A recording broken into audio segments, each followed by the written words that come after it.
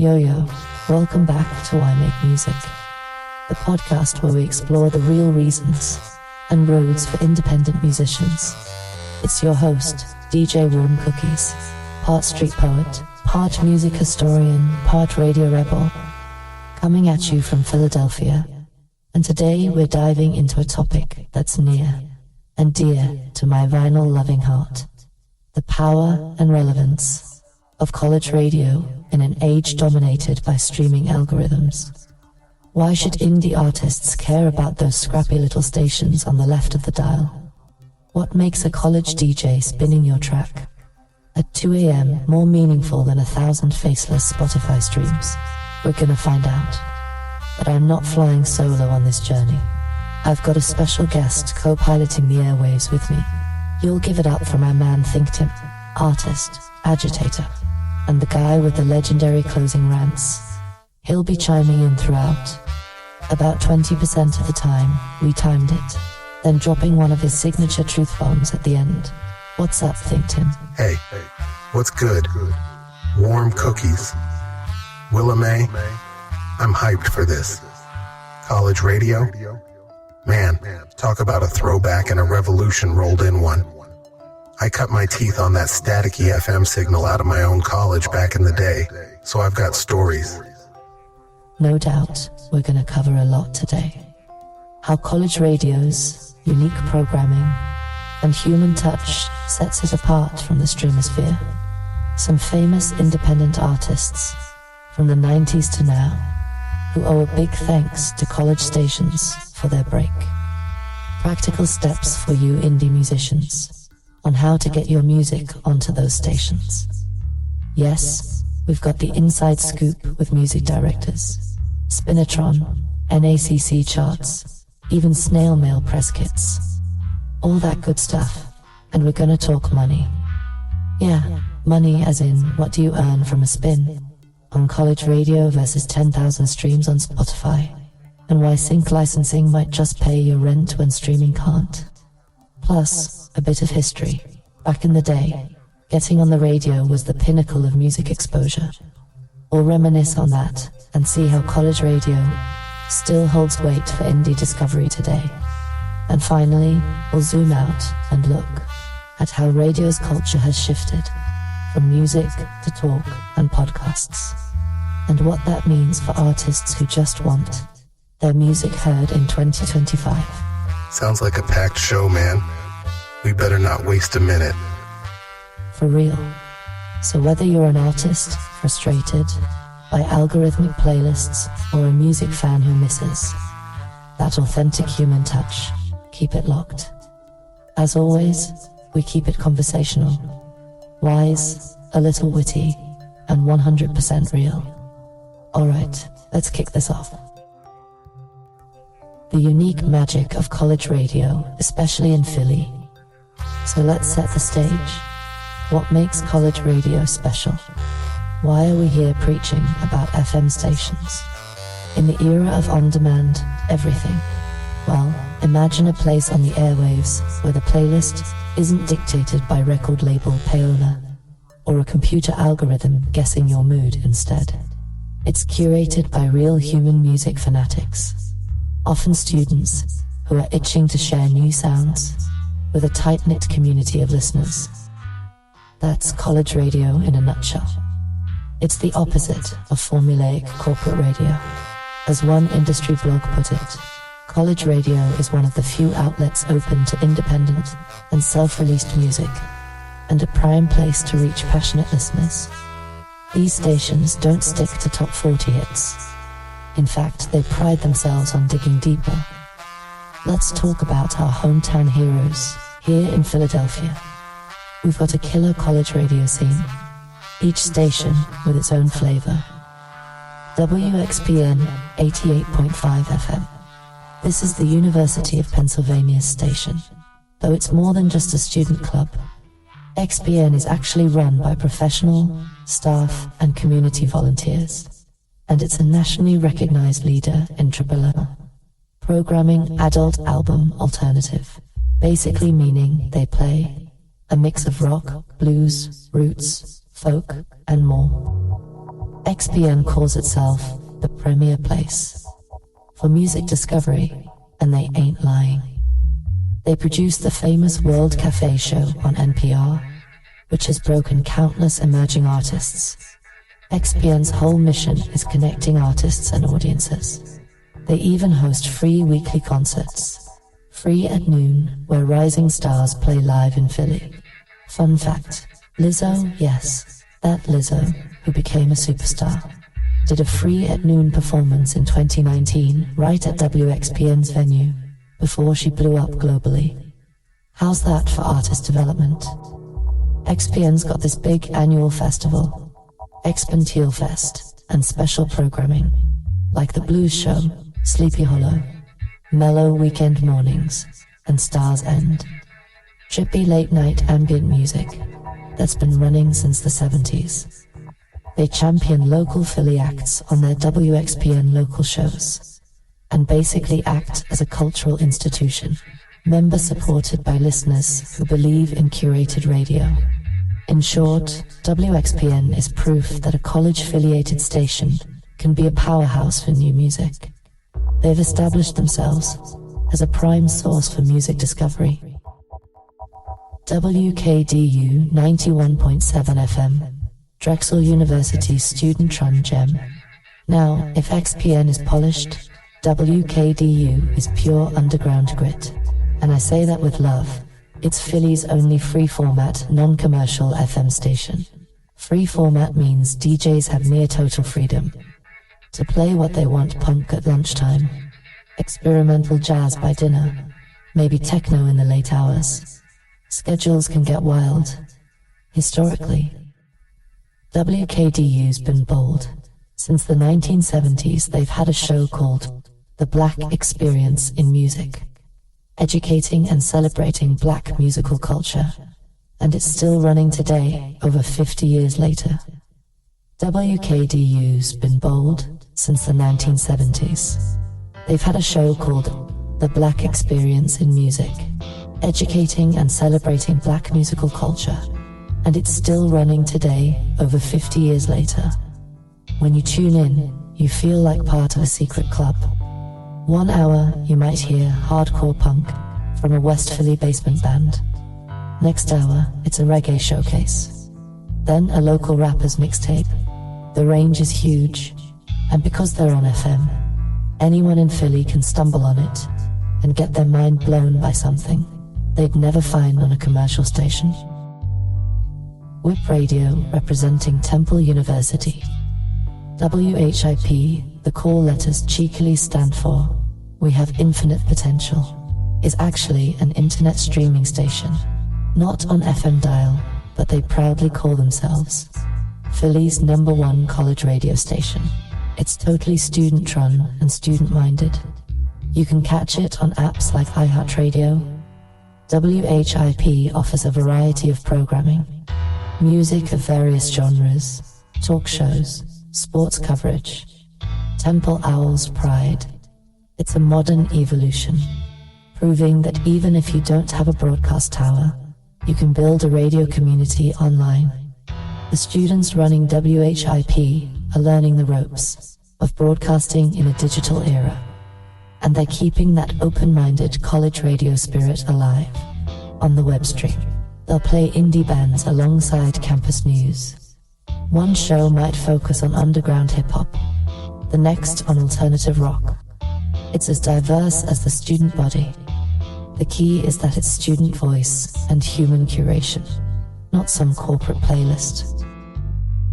WRTI 90.1 FM, another Temple University outlet, but a totally different beast.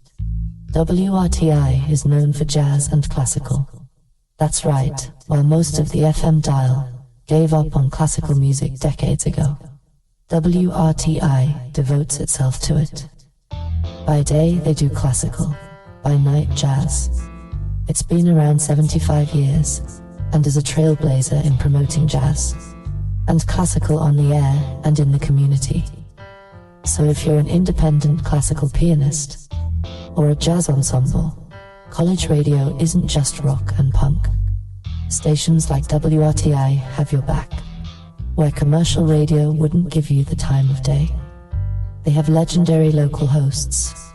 Bob Perkins, a Philly jazz radio icon, held down shows for years. WRTI shows how college-linked stations can preserve art forms that mainstream radio ignores. It's listener-supported too.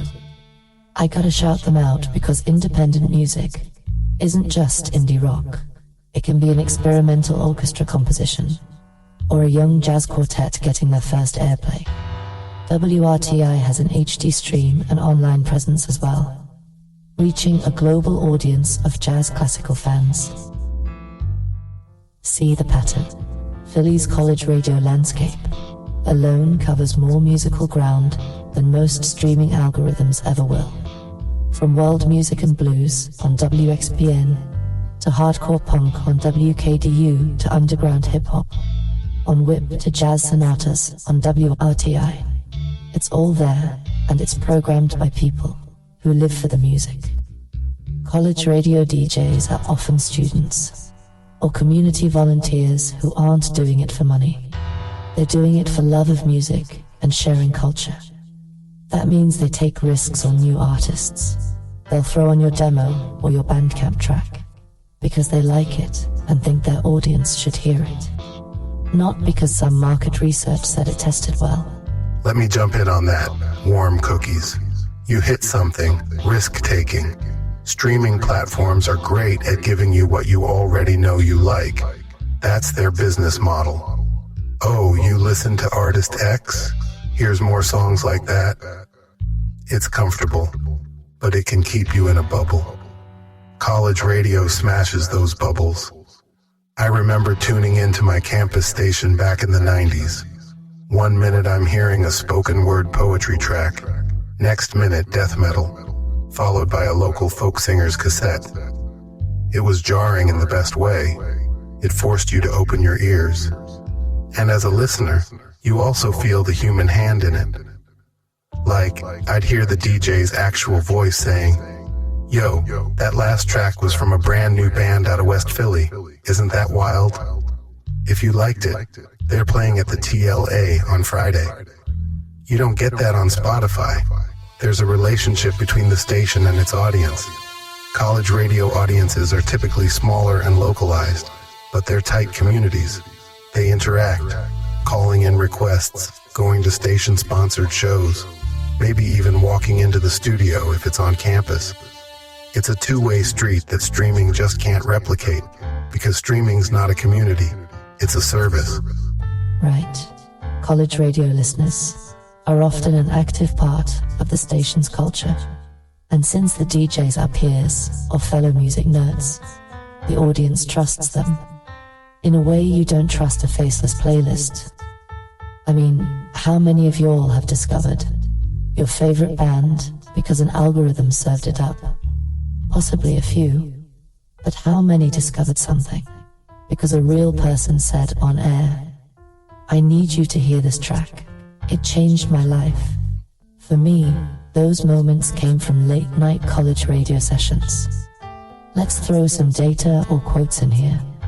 Just so you know, it's not only us romantics saying this.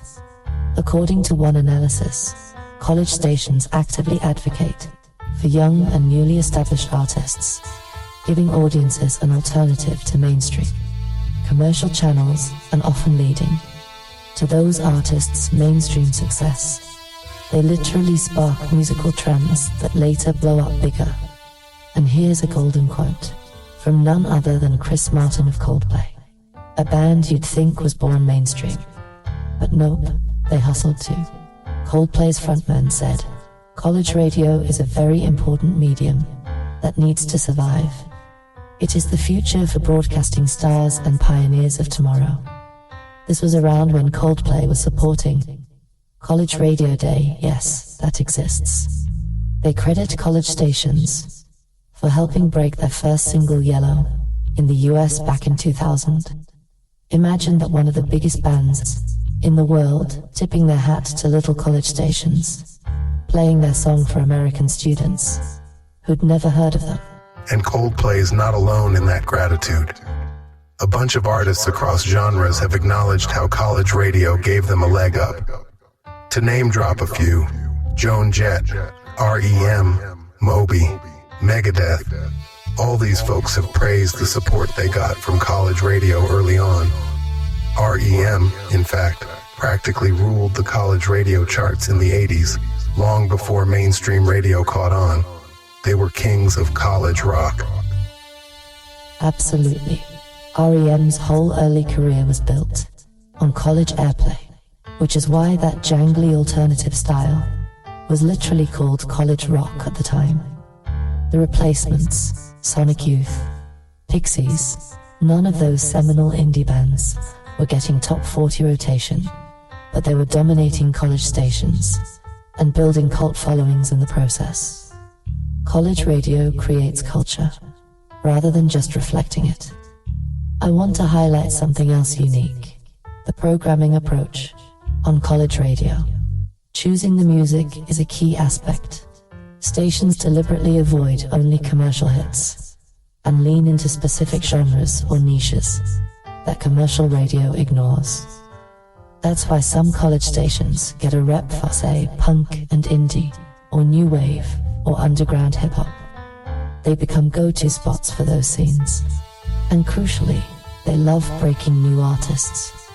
Emerging acts and indie bands get airplay and promotion on college radio, precisely because they're new and different. Listeners tuning in know they're not going to just hear the same 10 songs on repeat. They're expecting to be surprised. As one article put it, these audiences expect to listen to something new, and not only mainstream artists. It's an open-minded listenership by design. You don't tune in to 91.7 FM expecting Taylor Swift. You tune in expecting the unknown. And that's exciting for an artist who is unknown. It means you have a real shot to catch someone's ear. Yeah, and it's worth noting college radio isn't just a US thing, but it's especially strong here. In some countries, college stations are smaller or not as common, but in North America, they're a big deal.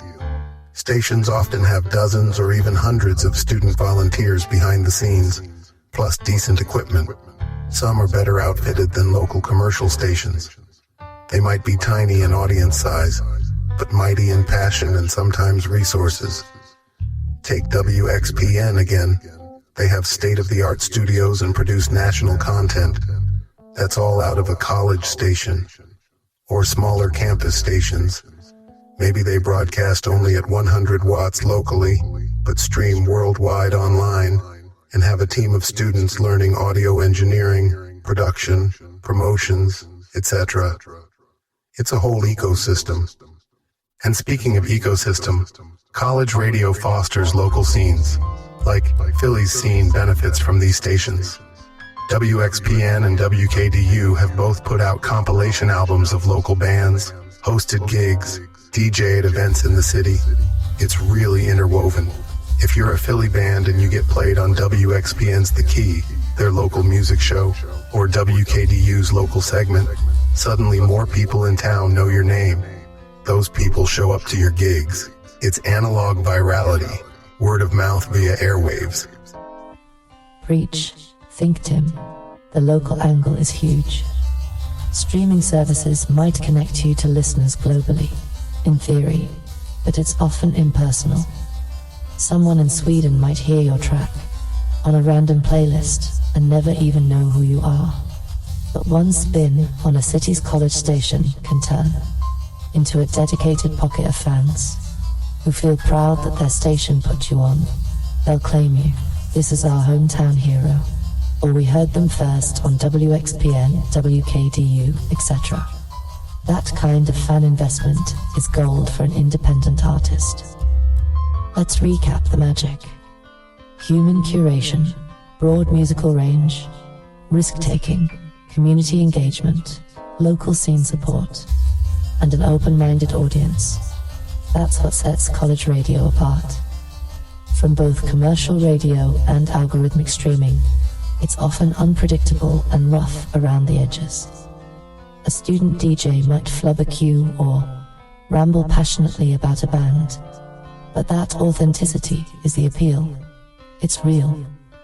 Now that we've sung its praises generally, how about some concrete success stories? Which artists actually rode the college radio wave to independent success? Let's name names and drop some knowledge. From campus airwaves to independent success, artists who broke via college radio. Alright, time for some stories. We've mentioned a few big names like R.E.M. and Coldplay that benefited from college radio love, but the focus of this show is independent musicians. Those who maybe didn't have a major label machine behind them at first, but built something sustainable thanks, in part, to college radio. Let's start with one of my personal heroes, and a true indie icon, Ani DiFranco is often called the mother of the DIY movement. Back in 1990, at age 19, she said nah to the entire major label system and started her own label, Righteous Babe Records, to release her folk punk songs. This was radical at the time, a fiercely independent young woman, doing everything herself. How did she reach people without a label's promotion? By touring relentlessly and getting play on college and community radio. It's documented that early on she built her fan base through college station airplay and live performances. I remember in the mid-90s, any college station with a folk or alternative show had Annie's records on the shelf. Songs like Both Hands or 32 Flavors would show up on late-night broadcasts, resonating especially with college-aged listeners who connected to her honest, feminist, socially conscious lyrics. She wasn't on MTV, she wasn't on Top 40 radio, but she was a cult figure on campuses. By the end of the 90s, Ani was selling out theaters and had gold records, all without mainstream radio. To this day, she's cited as proof you can make it your own way, and she never had that one big pop hit. Her success was sustained directly by the people who discovered her, through alternate channels like college radio and word of mouth. One blogger even noted how Ani rejected the typical path to success, and instead built a following through college station airplay and live performances. That's exactly it. She cultivated a loyal, lifelong fan base that buys her albums and packs her concerts, arguably far more valuable than the fleeting chart-topping single. Ani is a killer example. She basically was the college radio star of the 90s singer-songwriter scene. I'd add folks like Liz Phair and PJ Harvey. They were on indie labels early on and heavily played at college stations, which gave them credibility and a fan base that later propelled their wider success. Or how about Fugazi, the post-hardcore band from DC? Fugazi refused to play the corporate game, famously kept their album prices cheap, tickets $5, all ages shows. Commercial rock radio wasn't touching Fugazi's 7-minute anti-establishment jams, but college radio ate it up. They became legends with zero mainstream airplay. That was all college circuits and word of mouth. It shows you don't need WUSL or Q102 if you have 100 small stations behind you and an army of college kids swapping your tapes. For sure, we could list dozens. Think about Nirvana. Yes, they exploded once they got on MTV, but before that, college radio was spinning. Smells Like Teen Spirit. Legend has it, a college DJ at a station like KCMU in Seattle or somewhere got an early copy of Nevermind and started the buzz before Geffen's radio department even had it on their radar. Or the Smashing Pumpkins. Their debut Gish didn't chart high, but it was all over college rock stations, building momentum that led to Siamese Dream blowing up later and going beyond the 90s. The 2000s and 2010s have their college radio alumni too. Arcade Fire is a big one. Their first album, Funeral 2004, was a sensation on college and community stations, which helped turn them into indie darlings, long before the Grammys knew who they were. Death Cab for Cutie started on Barsic Records, getting lots of love from college DJs, which led to a cult following that eventually got them a major deal and mainstream exposure. Haitians. Their quirky indie pop was heavily played on college stations, especially after that famous scene in Garden State. But even before that, the college crowd was onto them. These bands eventually crossed over to commercial alternative radio, once they were already proven on the college circuit. We should also mention some newer artists to bring it up to now. The college radio format has changed somewhat. Like CMJ, the college music journal that used to publish the definitive college airplay charts, went defunct around mid-2010s. But it's been replaced by the NACC, North American College and Community Charts, basically the new CMJ. If you look at recent NACC charts, you see a ton of independent artists topping them. Actually, one study of U.S. college radio airplay found that in 2020, about 40% of the top spins were independent alternative artists, the rest being big-name artists. Then by 2021, indie artists actually surpassed the big stars, making up 53% of total airplay on college stations. That's huge. It means college radio in 2021 was, on aggregate, playing more indie music than mainstream music, even though artists like The Weeknd or Billie Eilish still got spins. For example, in 2021, the band Glass Animals was #1 on the college charts. Yup, right above Dua Lipa and Billie Eilish. And lots of independent acts like Japanese Breakfast, Girl in Red, Fleet Foxes, Dayglow were all in heavy rotation. That's an eclectic mix of alternative and indie pop rock artists, many of whom aren't getting played on your mainstream top 40 or even on many commercial alternative stations that tend to recycle the same hits. But college DJs were pumping them out, giving these artists exposure to the student demographic. Let's underline that. Even today, college radio is breaking new indie artists.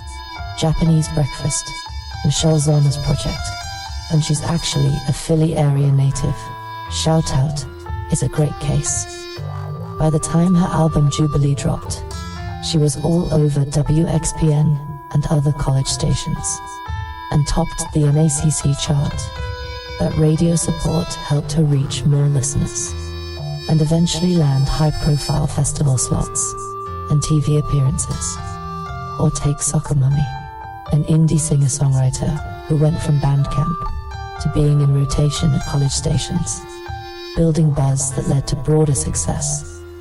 These artists might have decent streaming numbers too, but radio gave them a stamp of curation, like this is one of the best new albums, we're charting it. It's a form of validation within the music community. And historically, to be #1 on the college radio charts was a big accolade for an indie artist. It still is, to those who know. It means hundreds of stations are playing your record. It's not some bots clicking play. It's hundreds of real DJs across the country, actively choosing your music. That often correlates with strong fan engagement. People hearing it and buying the record, or at least Shazamming it. An industry saying goes, college radio can represent a powerful platform for young bands, especially if they don't conform to commercial trends. It's exactly the platform for the weird, the groundbreaking, the niche-some stuff. Another artist we'd be remiss not to mention, Megadeth. Surprising? You think thrash metal in the 80s? You think maybe MTV's Headbangers Ball? But in their early days, it was college metal shows and some forward-thinking community stations, giving them spins when mainstream rock radio wouldn't touch extreme metal. Dave Mustaine, their frontman, has acknowledged college radio's role. Same for Metallica, actually. Before the Black Album era, Metallica was an underground band whose tracks got played by college DJs and late-night specialty shows. It built the metal subculture. Punk, metal, hip-hop. All these subgenres have college radio to thank for incubating them. Think of early Public Enemy or De La Soul. Their innovative hip-hop got more early love on college stations and maybe some urban community stations than on major commercial stations initially, because they were pushing boundaries. Those college spins created buzz among young tastemakers, which eventually trickled up to larger outlets. The pattern is clear across genres and decades. College radio has been a kingmaker for independent and alternative artists. It's the first domino in a chain that can lead to sustainable careers or even stardom. We often talk about DIY scenes. Well, college stations are often the media arm of those scenes. They amplify what's happening on the ground. To sum it up with an example, a certain artist could be too left of center for pop radio, but if their live album or indie release is beloved on college radio, they might still achieve big success. Ani DiFranco is one example. By 1997, her live album, Living in Clip, went gold, 500,000 plus sales. And trust me, hardly any of that was because of mainstream radio. It was college stations and word of mouth fueling that. Or Coldplay's rapid rise in the early 2000s, partly influenced by early support from American college radios for Yellow. It all reinforces that college radio isn't just nostalgia, it's an ongoing launchpad. Okay, now say you're an independent artist listening to this and thinking, alright, I'm convinced. College radio sounds dope, but how the heck do I get my music on there? Great question. That's up next. We're gonna get practical and give you a mini college radio submission 100. Getting your music on college radio. A how-to for indie artists. Time to switch to practical mode. If you're an independent artist, how can you actually tap into this college radio network we've been hyping? What steps do you take to get that DJ at WXPN or WKDU, or insert cool station here, to play your track? Let's break it down. First off, find the right stations and shows for your music. Not every college station will be a perfect fit for every style. Do a little homework. If you play, say, experimental electronic music, you might focus on stations known for electronic shows, like maybe WKDU, which has DJs spinning ambient and techno on certain days. If you're a singer-songwriter, a station like WXPN, with lots of folk acoustic programming, or any college station with a folk Americana show is a great target. Many college stations list their weekly show schedule. On their websites, look for shows by genre. Right. Once you identify where you want to submit, look up the music director or program director. College stations typically have a student, or sometimes a staff member, in charge of handling new music, often titled Music Director, MD. Their job is literally to sift through submissions and decide what goes into rotation or gets passed to DJs. Most station websites or social media will have contact info, often an email like music@station.edu or similar. Now, here's where the accessibility of college radio is so sweet. You can actually reach these people directly and pretty easily. Unlike major commercial stations where your email would get instantly trashed, unless you have a big-time promoter, college MDs are generally open to hearing from independent artists. They might even be excited. They live to discover new music. One Music Tech article emphasized this, noting that college radios have a simple hierarchy, and you can easily reach out to the music directors and pitch your track directly to them, which is really hard to achieve on a major station. In short, shoot your shot. When you do reach out, be professional and provide what they need. An email to a college music director should be short and sweet. Introduce yourself. Mention if you have any local connection or interesting story. Hey, I'm a Philly-based artist and long-time WXPN listener. Would love to share my new single with you. Describe your music briefly and accurately. Don't call yourself the next Radiohead, unless you truly sound like Radiohead. And crucially, include easy access to your music. That means a link to stream, like a private SoundCloud or Bandcamp link, and/or a download link. Many MDs appreciate MP3s or WAVs, so they can easily add to their system. If you just send a Spotify link, that might annoy them because they can't download from Spotify, and it's a pain to rip it. Make it smooth and accessible. It greatly increases your chances of getting added.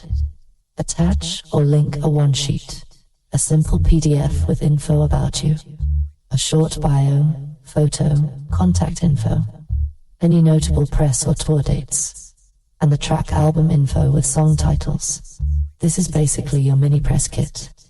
Some stations have an online submission form. If so, use it. Follow their guidelines if they have any posted. Some will say, we prefer digital submissions via email, or conversely, we only accept physical CDs. Yes, some still love CDs. Speaking of physical, it might seem old school, but mailing a CD or vinyl and a press kit to a station can still be effective. Many college stations still have a physical music library, and some MDs get a kick out of receiving a nicely packaged album with a handwritten note. At the very least, physical mail stands out. A padded envelope in a mailbox has a tactile presence that 1 out of 500 emails doesn't. If you go this route, include a cover letter, again, brief and friendly, your CD, properly tagged with artist, track info, maybe a sticker or download card, and any one sheet. Make sure to address it to the music director by name if possible. Also, pro tip, consider including a station ID script or even a recorded station ID. What's that? It's those little, you're listening to 90.x FM and this is your name. Station IDs are required legal IDs or just fun bumpers, and DJs love when an artist provides one. If you're emailing, you can mention, I'd be happy to record a station ID if you'd like. As a Hypebot article noted, it's great to keep them short. Hi, it's Artist, and you're listening to Station. This shows you're engaged and not just mass spamming. You care about their station. Another thing, follow up, but don't be a pest. College MDs are often students, juggling classes or volunteers doing it for the love. They can be overwhelmed with submissions. Bigger stations get hundreds a week. It's okay to send a polite follow-up email, or even make a phone call if you provided a CD and want to check it arrived. In fact, one college radio promoter said phone calls are essential for staying on a music director's radar. That personal touch can prompt them to actually pull your CD out of the pile and give it a listen. If calling, be super courteous of their time. Ask if it's a good time to talk. Be brief. Hi, I'm so-and-so. I sent an album titled X last week. Wanted to see if you got it, and if you had a chance to listen. I really think it might fit your name of a show or general format. Worst case, they say they haven't listened yet. Best case, you get some feedback, or they say, oh yeah, we added track 3 to our library. Good stuff. Let me emphasize politeness and personalization. Don't do a giant BCC email to 100 stations with Dear DJ. That's the quickest way to the trash. Take a bit of time to individualize. Use the station's name, mention a show or DJ if you actually listened. Even if you didn't, a little research helps. For example, I see you have a show for new indie rock on Wednesdays. My music might be a great fit there. This signals that you're not just blasting every frequency. You chose them. And whatever you do, don't be entitled. Like, don't say, my track is a guaranteed hit for your station, or some hype. These MDs and DJs have seen it all. Just be honest and respectful. I'd be honored if you gave it a listen. Thanks for supporting independent artists. That goes a long way. Now, a quick word about NACC and Spinitron, which were mentioned. These are more on the tracking and promotion side. The NACC North American College and Community Chart is the weekly chart of top albums being played on college stations. If you're doing a college radio campaign, either DIY or via a promoter, you might send your album to many stations at once, and then see if you can chart. NACC offers subscriptions, where you can see detailed reports of who's playing what. As an indie artist, you might not pay for that. It's a bit pricey for individuals. Memberships can cost around $100, $150 a month for NACC or Spinitron, but you can still access some charts on the NACC website or their social media. Charting on NACC Top 200. The main chart is a sign you're getting broad airplay. Spinitron is another tool. It's a service many non-commercial stations use to log their playlists. If a station subscribes, every time a DJ plays a song, they enter it into Spinitron, and it creates a public playlist. As an artist, you can actually search Spinitron's public site for your band name and see if any station logged it. That's a way to keep track of where you're getting spins, even if you didn't directly hear from the station. Again, some of its features are behind a paywall for advanced tracking, but basic searching is free. The Hypebot piece mentioned Spinitron is helpful to track individual spins, where and when you've gotten radio play. Let's not forget another old-fashioned but effective tactic. Hire a college radio promotion service or intern. Now, this costs money. There are indie promoters who specialize in sending your record to hundreds of stations and doing the follow-up calls for you. If you have a budget and not much time, it can help, as they have relationships with MBs. But many truly DIY artists skip this to save cash and do a smaller targeted push on their own, which can work if you hustle and have a compelling album. There's no one right way. Just know it's an option. One more key point. College radio is regional too. Start with your local or regional stations. If you're in Philadelphia, like us, definitely get your stuff too. WXPN, WKDU, WHIP, WRTI if relevant, and maybe nearby stations like Princeton's, WPRB, or Rutgers, WRSU, etc. If you gig in those areas, radio play there can directly translate to people showing up, then expand outward to other regions. And when you do get played, leverage it. Send a quick thank you to the DJ or MD. Maybe you notice on Twitter a station posted their weekly ads and you're on it. Give it a retweet and shout out, "Thanks station for spinning my new track."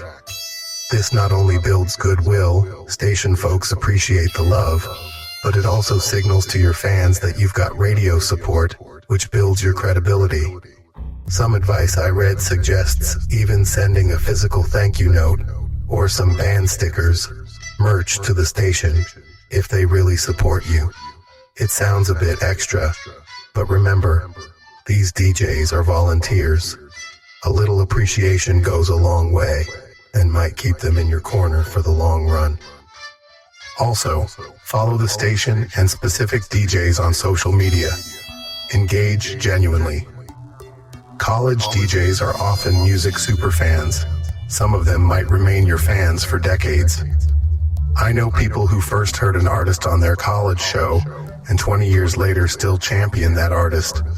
That kind of lifelong fan often starts behind a college radio mic. Excellent points. So to bullet point, the practical steps for our listeners. 1. Research stations shows that fit your genre. Start local, then national. 2. Find contact info. Music director email. Submission guidelines. 3. Prepare your submission. Professional email. Short bio. Similar artist genre. Links to music. Attach one sheet or EPK. Offer download. Follow any specified format. 4. Send physical copies if appropriate, especially to key stations, with a note and maybe fun extras. Stickers, thank you. Station ID 5. Follow up politely via email or phone after a week or two to confirm receipt and encourage a listen. 6. Use tools. Check Spinatron or station websites for playlist mentions of your songs. 7. Thank and engage. When you get airplay, shout it out on social. Send gratitude to DJs. Build that relationship. 8. Repeat. College radio promotion can be an ongoing effort with each release. Over time, you might chart on NACC or get invited for live in-studio sessions. Many stations love hosting bands for live sets. WKDU's done that. WXPN has studio sessions, etc. It might sound like a lot of legwork compared to just uploading to DistroKid United Masters, SoundCloud and others, and praying for streams. But trust me, the personal touch here can yield fans and connections that are far more rewarding than a random algorithmic stream. And don't be discouraged by rejection or silence. Not every station will reply or play your stuff. That's okay. Even a handful of ads, meaning your record added to their library rotation, can be awesome. Sometimes one enthusiastic DJ at one station ends up playing you every week and talking about you. That can create a ripple effect. Exactly, it's about genuine connection. In a world of digital noise now, we've got the how. Let's talk about the money. I know a lot of artists are like, this sounds nice spiritually, but can it pay any bills? We're gonna tackle the monetary side. College radio spins versus streaming payouts, and where sync licensing fits in. Let's get real with the numbers and strategy. Show me the money. College radio versus streaming versus sync licensing. Alright, let's put on our accounting hats for a second and talk about money. Because yes, while making art isn't all about the Benjamins, we do gotta eat and pay rent. So how does college radio factor in financially, compared to the other ways of distributing music, like streaming or licensing your music for TV, film sync? Start with the obvious.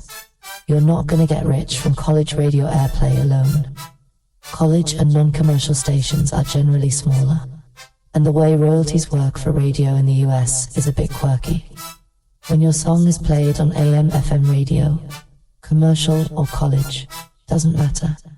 Songwriters earn performance royalties via their PROs, performance rights organizations like BMI, ASCAP.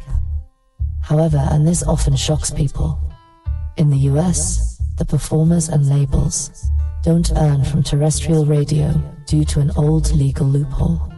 So if you wrote and performed your own song, you'd at least get the songwriter cut.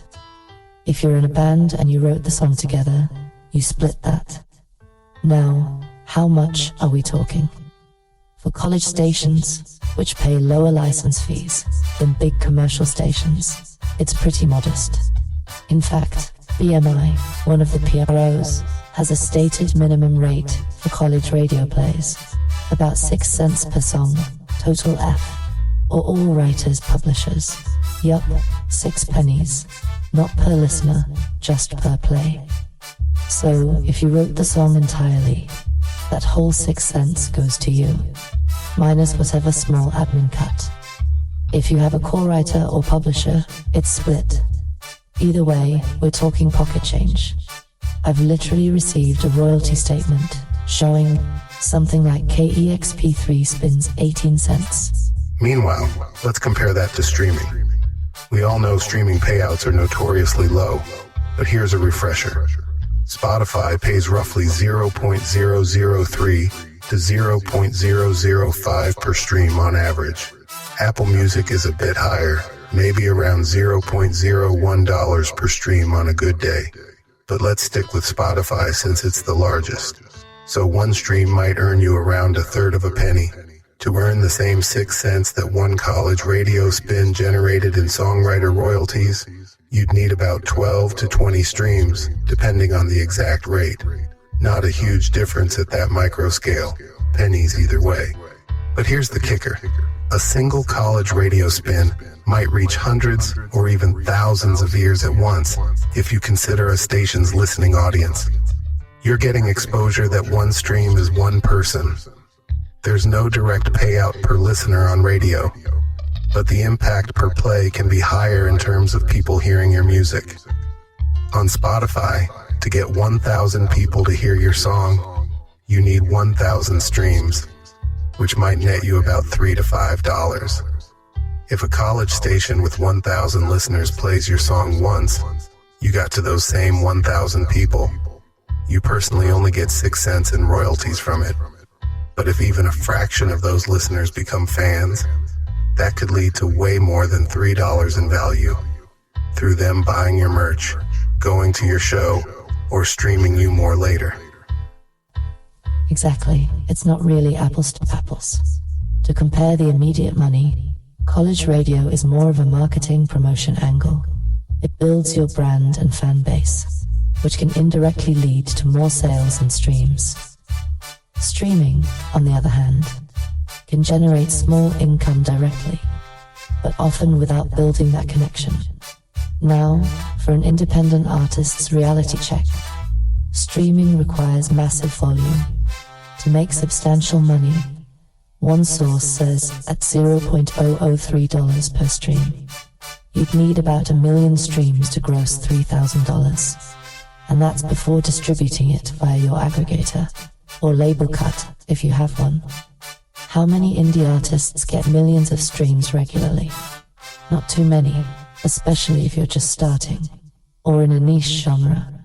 So, in a month where, say, a few college stations put your song in rotation and play it 10 times each, you might collect, I don't know, a couple of bucks in royalties from that. Meanwhile, maybe you got 5,000 Spotify streams, which might be $15. Neither is paying the bills by itself, but think bigger picture. Those radio spins possibly garnered you some dedicated fans. Those 5,000 streams, were they people who truly engaged, or passive listens on a background playlist? The Hypebot Reverb Nation author Cassidy Frost put it well. It's more beneficial for a band to have a couple hundred real, dedicated fans who buy t-shirts and tickets than millions of passive streams from listeners who might not even notice the name of the artist. College radio tends to cultivate the former, real fans, whereas streaming can often result in the latter, drive-by listens. And guess what? The most valuable new fans you can get are often the DJs themselves. That's a direct quote from a college radio promoter. If a DJ loves your music, they will hype you to their audience consistently, and maybe even for years, essentially becoming a champion for you. That relationship is priceless. Preach. As an artist, I'd take 100 people who truly love my music and will support me long term, over 100,000 one-time streamers any day.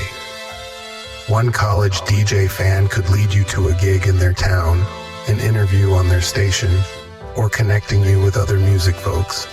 That's intangible value you can't buy with a Spotify play. Now, let's talk about sync licensing, because that was mentioned as a long-term strategy that can blow both streaming and radio out of the water financially. Sync licensing means placing your music in visual media, like TV shows, movies, commercials, video games, etc. The money here can be significantly bigger per usage. We're talking upfront fees, plus potential royalties from broadcasts. To illustrate, you get your song on, say, a Netflix show, maybe a brief background use. An indie artist could earn anywhere from a few hundred to several $1,000s for that placement, depending on the show's budget and length of use. If it's a big national TV commercial, it could even be tens of thousands. There are reports of unknown artists getting, for example, £40,000, around $50,000, for a major ad sync. Those are rare windfalls, but they happen. More commonly, I know indie artists who've gotten $1,000 to $5,000 for a song in a popular cable TV series. That alone might dwarf what that artist made from an entire year of streaming. There's also the royalty side of sync. If your song is on network TV or a film that airs on TV, you get performance royalties from that too. For instance, someone told me a single play of a song on a primetime network show can net the writer a few $100 in royalties, on top of any sync fee, because PROs pay higher for TV performances than radio. And if that episode re-airs or streams globally, you keep getting paid back-end royalties. It's like a gift that can keep giving for years. If the show goes into syndication, we came across a stat. The RIAA reported sync revenues were $178 million in just the first half of 2022 in the US, up nearly 30% year over year.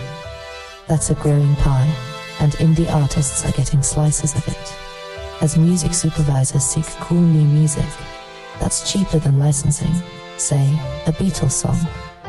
A famous recent example, Kate Bush's 1985 song Running Up That Hill was used in Stranger Things and it exploded. Now Kate Bush is not an indie unknown, but it shows sync can rocket a song's popularity. It hit chart highs 37 years after release. For a more indie example, Orville Peck had a song featured in HBO's Euphoria, and apparently that led to an 812% increase in streams for that song. That's insane. Sync not only gave him a nice check, but also massively boosted his listener base. So sync is kind of the holy grail of passive income for musicians. Once you land some good syncs, you could literally be sleeping while checks roll in for something you recorded long ago. I read a piece by Aaron Davison, sync guru, who said, sync licensing is one of the only ways to earn long-term, recurring income from music you've already made. One song can generate income through placements for years after. Like he had a song from 10 years ago, still bringing in royalties from a TV placement that keeps airing. Try getting that from one radio spin or a few thousand streams. No chance. Now, realistically, getting sync placements is competitive. It helps if your music fits certain moods, or has universal lyrics, or instrumental versions. But as a strategy, many indie artists are focusing more on pitching for sync than worrying about a few extra Spotify playlist ads, because one good sync can be worth hundreds of thousands of streams financially. So where does that leave college radio? It might sound like, okay, financially radio pays pennies and sync pays big bucks. So maybe focus on sync. But it's not either or. They complement each other. College radio builds your story and fan base, which can actually make you more attractive. For sync to music supervisors, notice when an artist is buzzed about or has a strong following. Also, college radio itself can indirectly yield money by boosting your streams and sales. Listeners hear you on the radio, then go stream your album, or buy it on Apple Music or Bandcamp, or see you on tour. There's a promotional feedback loop. One more monetary angle, live gigs and merch. Getting spins in a city can help you draw a crowd there. For example, if WXPN hypes you and plays you often, when you come play in Philly, you might sell more tickets, and thus more money from the show. The value of that radio exposure comes out in your concert revenue. And if you do a live on-air performance or interview on a station, you can often plug your merch or upcoming album, driving direct sales Those things don't show up as neatly quantifiable as a streaming statement, but they are real. Let's also compare the investment aspect. People sometimes pay for playlist promotion, which is risky and often scammy, or for ads to boost streams. Instead, maybe you spend some money on a small college radio campaign, postage for CDs, hiring a college radio promoter, etc. The ROI in terms of engaged audience might be better. Hard to measure, but my gut says a kid who hears you on their beloved radio show is more likely to become a lifelong supporter than a random skip-happy streamer. So yeah, streaming is necessary and great. It's global reach and convenience, but it generates micro pennies and often passive listening. College radio generates micro pennies too per play, but tends to yield active listeners who might invest in you more. And sync, that's the jackpot for some steady income if you can build a catalog and relationships to get placements. In fact, some argue sync is the best long-term income strategy for indie musicians now, because once you land a few, you can keep getting paid without constant hustle. And that leads to a bigger thought. As an independent artist in 2025, you need a diverse strategy. Streaming, radio, sync, live shows, merch, crowdfunding, it all adds up. College radio is one piece of that puzzle that many overlook because it's old school. But hopefully we're showing it can still punch above its weight. It's not going to cut you a big check directly, but it can open doors that lead to revenue. Before we wrap money talk, let me throw a quick hypothetical. Suppose your song gets, say, 50 spins on various college stations in a quarter. That's 50 plays asterisk 6 cents equals $3 in songwriter royalties. Hey, one latte. Those 50 plays might have reached thousands of ears cumulatively. Even if 100 people became fans, and each of those 100 streams your song 20 times, that's 2,000 streams, that's another, say $8. Plus maybe 5 of them buy your $20 t-shirt, equals $100.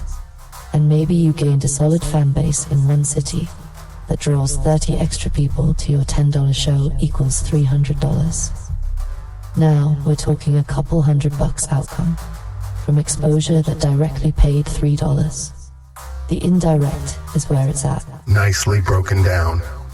And if one of those fans happens to be a filmmaker who heard you on their college radio, boom, maybe you get that sync placement next. The universe works in mysterious ways. All right, we've geeked out on numbers and strategy. Let's zoom out again and hit some history and big picture commentary.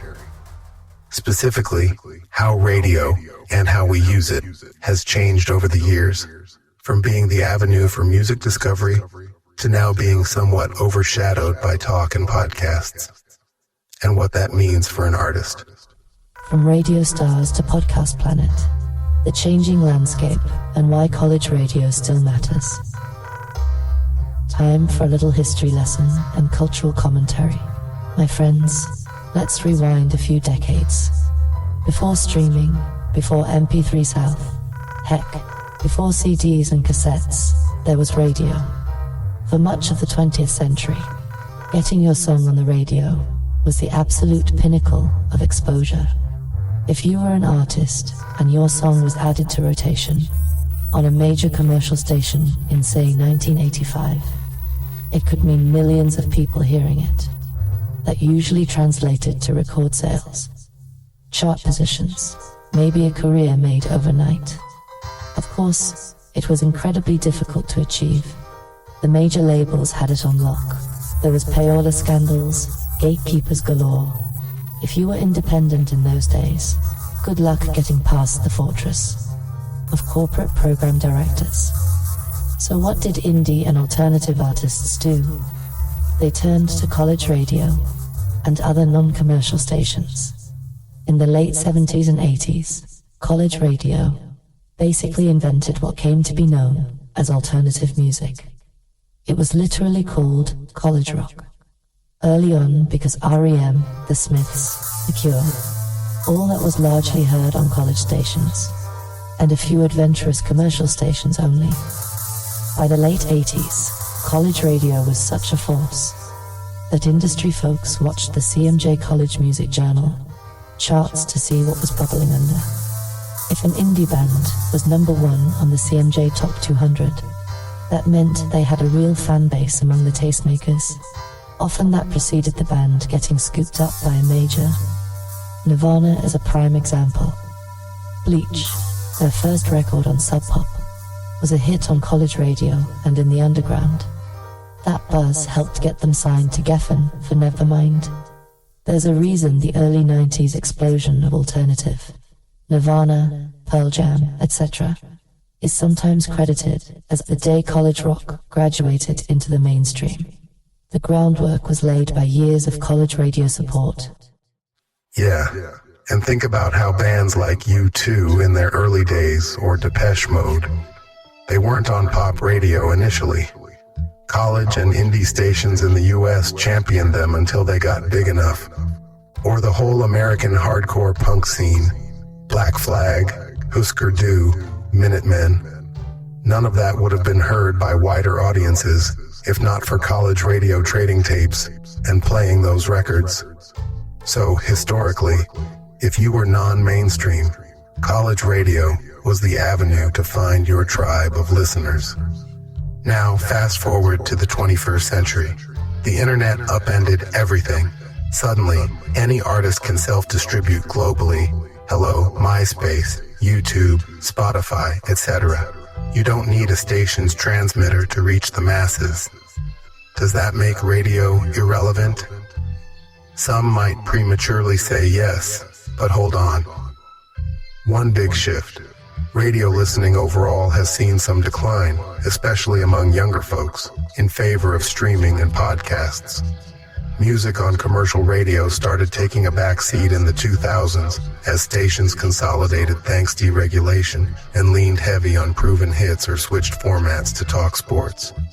Many cities saw formerly music-centric stations go all talk or news. For example, here in Philly, we had WHYY 90.9 FM switch from music to talk news in the 90s, which ironically pushed some music programs over to WXPN. Nationwide, a lot of folks under 30 today are more likely to plug in a Spotify playlist or a podcast during drive time than tune into FM for new jams. There are stats backing this up. The share of audio listening that's spoken word content, like talk radio, podcasts, audiobooks, has been rising steadily over the past decade or so. Younger audiences in particular have flocked to podcasts.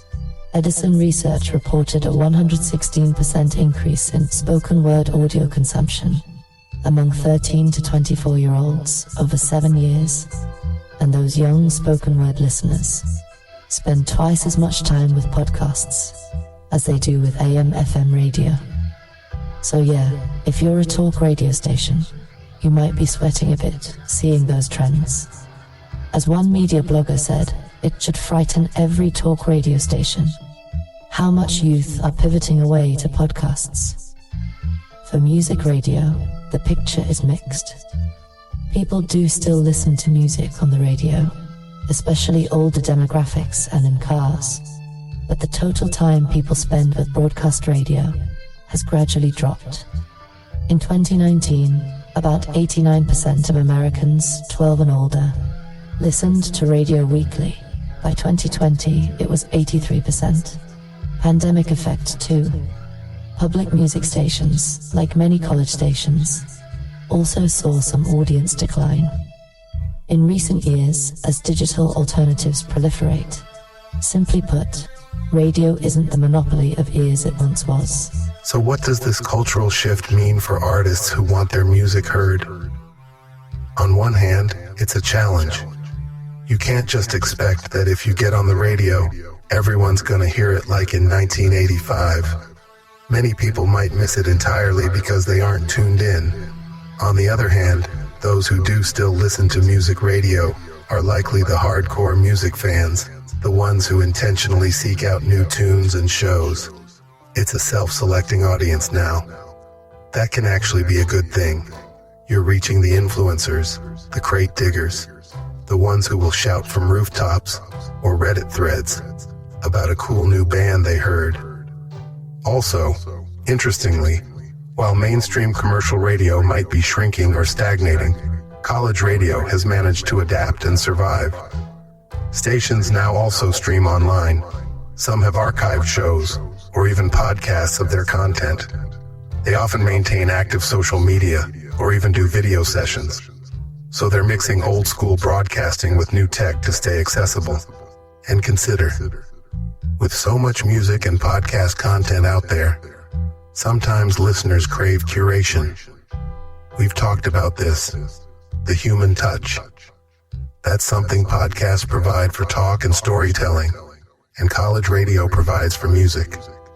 If anything, in a sea of endless choices on Spotify, a lot of people, myself included, occasionally feel decision fatigue. Like, just give me a cool DJ who will play something awesome so I don't have to hunt for it. College radio answers that call. Also, podcasts might be replacing talk radio content, but they're not replacing the experience of a live DJ spinning music in the moment. There are some podcasts that feature music or DJ mixes, but licensing makes it tricky for them to play full songs legally. So radio is still one of the only ways to hear a variety of full songs, curated in real time by a host legally. It's like a live concert versus an algorithmic jukebox. For artists, this means if your goal is to just have my music heard by people in a meaningful way, college radio is actually one of the purest avenues left. No subscription needed, often free to air or stream, and the listener has intentionally tuned in for discovery. Compare that to blasting your song into the void of Spotify, where it may or may not get surfaced. Another big thing, community and cultural context. A local radio show can give context to your music, like discussing the scene you're from or the message in your song. That enriches how listeners receive it. In contrast, if your track comes up between two random songs on a huge playlist, it's just track 7 by some artist. The context is lost. A college DJ might say, here's a brand new track from the Lunar Tides. They're an indie trio out of Philly who recorded this in a dorm room. Check it out. That 10-second intro suddenly frames the song as a cool discovery story. And after playing it, maybe the DJ says, whoa, that was the Lunar Tides. I'm really digging their vibe. Kind of reminds me of early beach house meets lo-fi garage. Their EP drops next month, and they'll be playing at Kung Fu Necktie on the 15th. Definitely catch them live if you can. Bam. In 2 sentences, the DJ promoted your release and your show, and validated you by comparing to known names. That's gold that streaming can't replicate. We should also acknowledge many college radio stations themselves have pivoted some content to talk or podcasts in certain day parts because they know students have varied interests, news hours, sports talk, etc. But they usually keep a solid amount of music programming. It's their identity. The overall radio industry might be more talk-driven now, but college stations are among the last bastions, where music-driven programming is a priority. They're often run by music obsessives, so they're not going to ditch the tunes for a shock jock morning zoo or endless political rants. It's also worth noting that some college stations are doing podcasts but about music, like interviews with bands, history of genres, etc. They are evolving with the times, but the core remains getting music out there. Let's get philosophical for a sec. The show's big theme is, why make music? Today specifically, why bother with something like radio? I'd say, make music to connect with people in the real world, not just to accumulate streams. Radio is a conduit for that real world connection. Even as culture shifts, Humans still crave shared experiences. Tuning into a radio show is a shared experience. Did you hear that set last night on WKDU? It was fire. That's a conversation two friends can have. Nobody really says, "Did you hear that Discover Weekly playlist?" with the same excitement. There's a cultural glue that radio provides. It has DJs serving as quasi-local celebrities or voices of the community. Like Philly folks know names like Robert Drake on WXPN or Sid Mark, who did Sinatra shows on the radio for decades. That stuff resonates. In college radio, sometimes the DJs themselves become beloved figures on campus or in town, even if it's just that quirky midnight DJ who plays industrial noise and gives shout-outs to dorm parties. For an artist, being part of that tradition, getting spun by a DJ like that, it places you in a lineage and community. It's cooler than being on an algorithmic playlist that no one curates by hand, in my humble opinion. And culturally, as radio has fragmented, college radio stands out as counterculture. When most commercial stations are playing the same 10 hits or syndicated talk, tuning the dial and finding a ragtag college station feels almost subversive. It's punk rock to embrace radio in 2025. If radio is supposed to be dying, maybe I'm romanticizing, but I truly believe college radio still holds weight for independent discovery, precisely because it's not the mainstream path. The mainstream nowadays is trying to gain the streaming numbers or TikTok virality. Those can be fickle, but the college radio path is about slow build, authenticity, grassroots support. That might not catapult you to fame overnight, but it can sustain you for a long time. Many of the artists we talked about, Ani Fugazi, dare I say, ThinkTimm had long careers, or will have long careers, without ever topping Billboard charts, because they had true fans and respectable sales drawn from alternative exposure. One last angle. Radio's cultural shift also means less competition in that space. If fewer new artists are targeting radio because they're all about playlists and social media, that leaves an opportunity for those who do.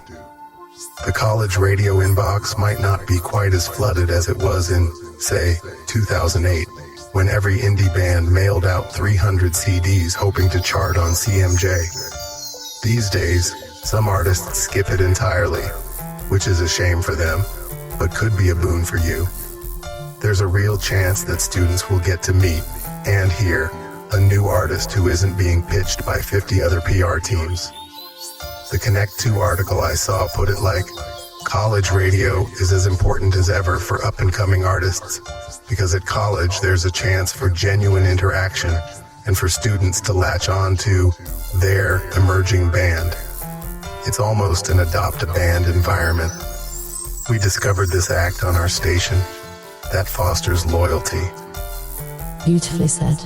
So even as we live in a podcast planet and Spotify world, college radio continues to truck along as a vibrant subculture.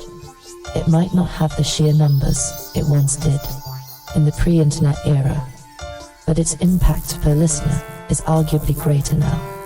It's an antidote to passive listening. It's active, community-oriented, and culture-driving. Alright, we've covered a ton of ground. The special sauce of college radio, artist success stories from it, how to actually get on it, the money or lack thereof, and the intangible benefits, and the shifting media landscape. Before we wrap up and hand the mic fully to ThinkTimm for his closing rant, let's summarize a bit and hit some calls to action, because we want you not just to hear this info, but to act on it and also to keep in touch with us. Key takeaways.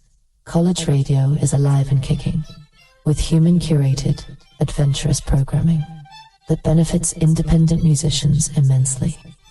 Artists from Ani DiFranco to Japanese Breakfast have seen college radio launch or bolster their careers.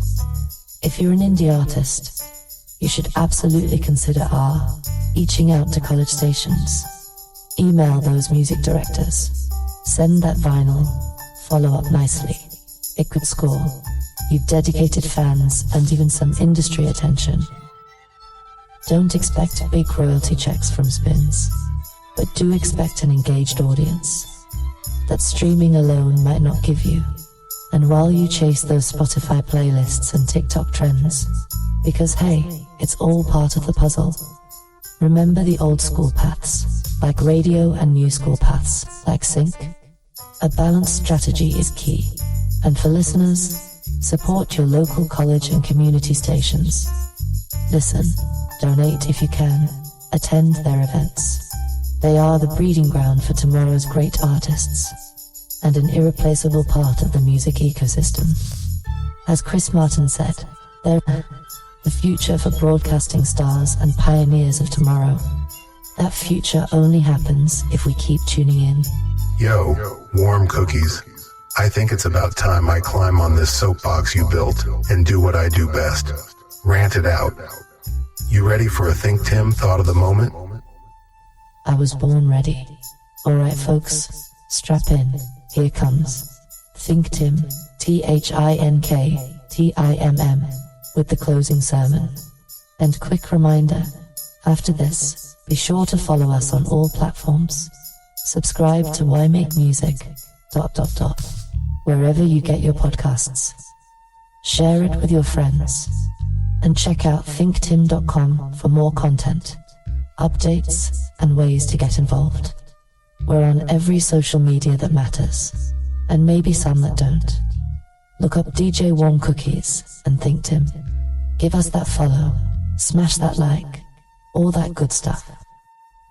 We love hearing from you. If you have a story about college radio or a question, hit us up on thinktimm.com or our Instagram or Blue Sky. We might just shout you out in a future episode. Alright ThinkTimm, the floor is yours. Bring us home, brother. ThinkTimm. If nothing else. Okay, listen up people, especially you artists out there, and you music lovers too. I'm about to get real with you.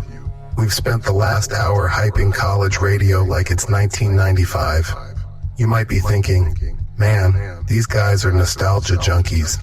The future's all AI-driven playlists and viral TikTok dances. Who needs a dingy FM station? Well, here's my challenge to that mindset. Have you ever truly felt moved by an algorithm? Has a Spotify recommendation ever given you goosebumps of belonging? Did Apple Music ever make you feel like you were part of a culture, a scene, a moment? I'm guessing not really. It might give you convenience.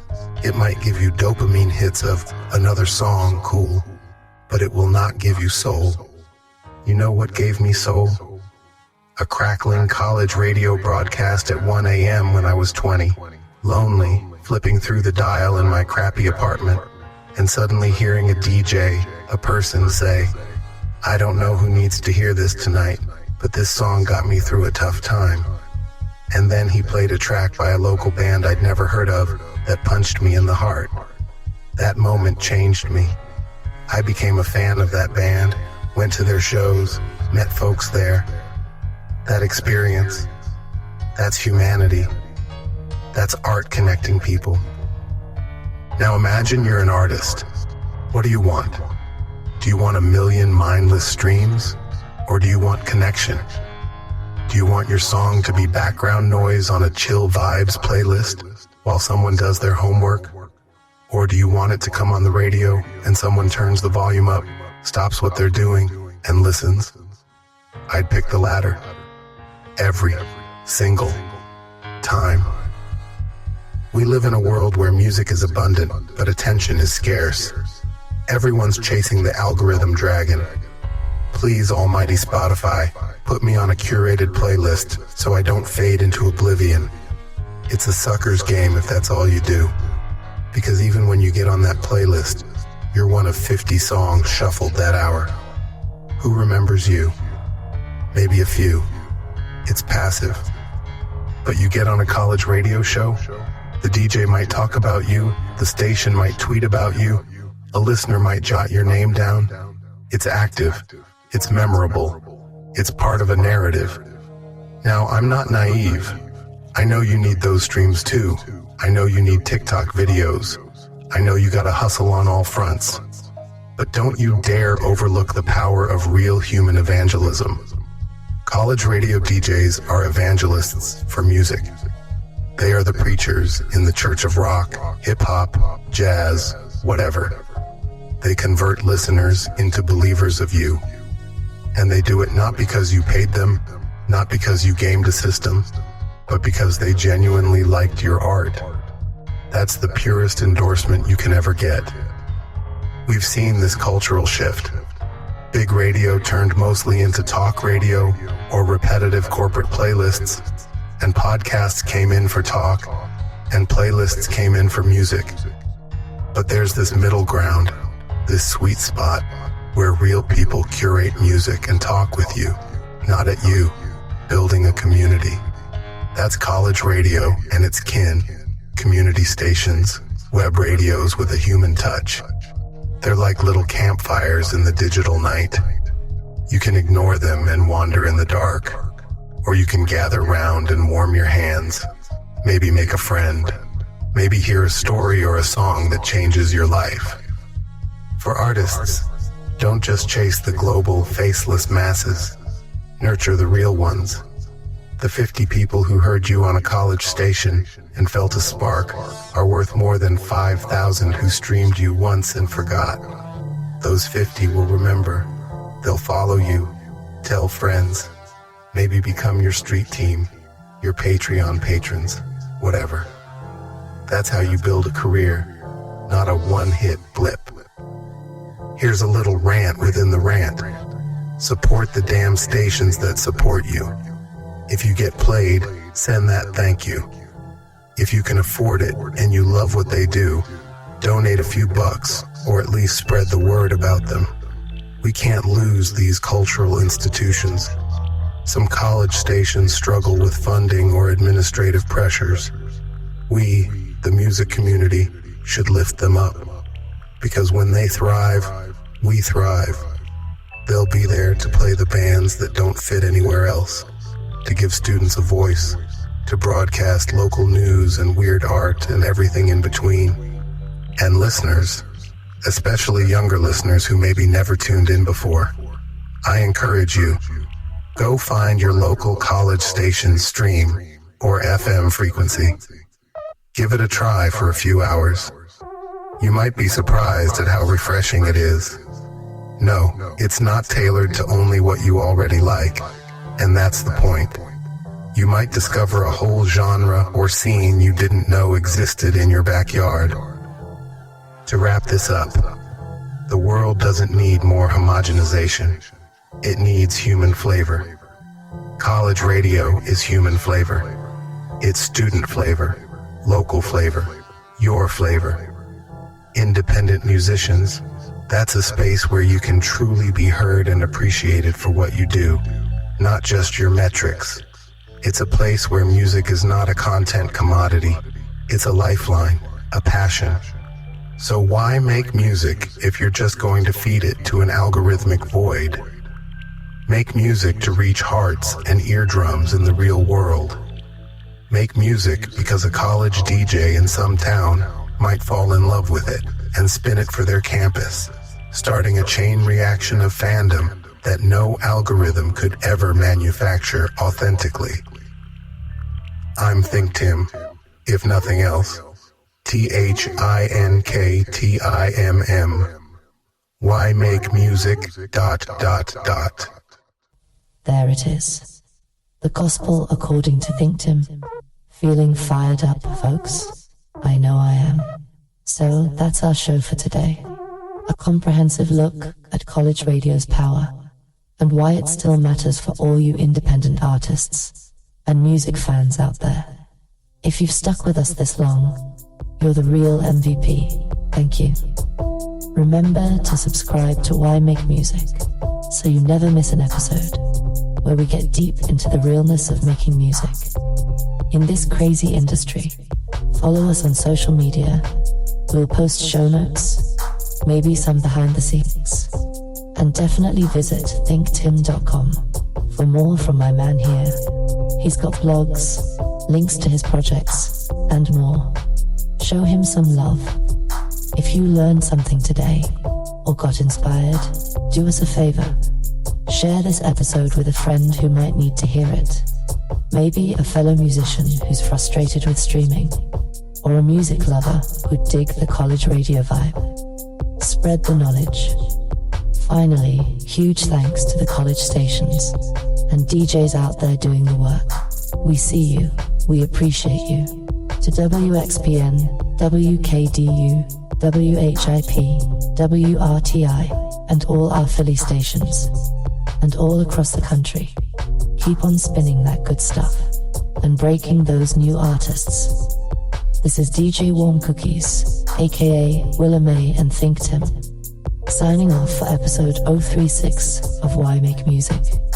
Keep creating, keep listening, and keep it real. Catch you next time, same place.